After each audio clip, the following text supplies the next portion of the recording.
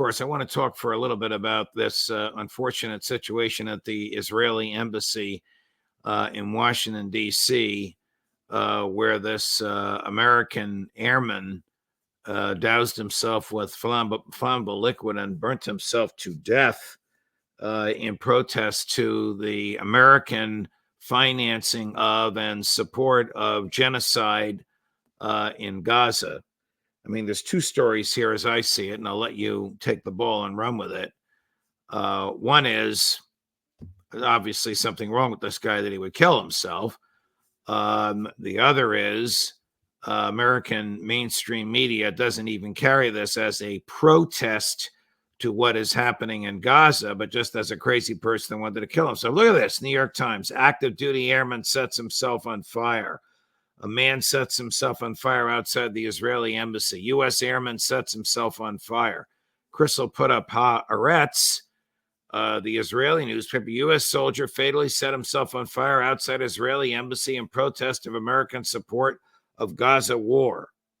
I don't know. Am I making a big deal out of nothing here, or should these media outlets be more understanding and more direct in their reporting on something as tragic as this?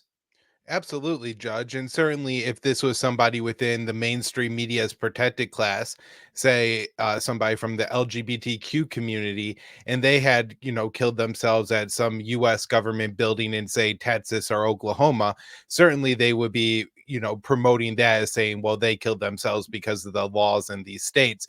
And here they're downplaying it, of course, because they want to downplay everything that Israel is doing in Gaza. So this is all a part of the cover up.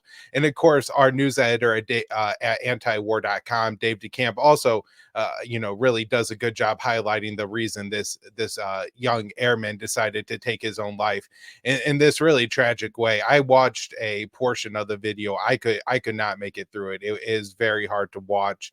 And he is sending a very powerful message. My understanding from reading some initial reports from family and friends is that he was somebody of generally sound mind. This wasn't some kind of psychotic break or anything like that.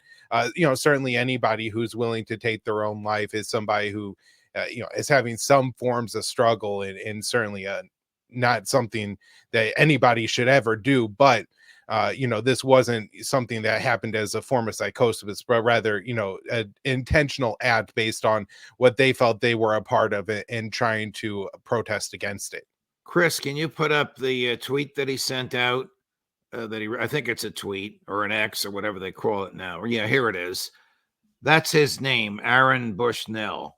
And he says, many of us like to ask ourselves, what would I do if I was alive during slavery or the Jim Crow South or apartheid?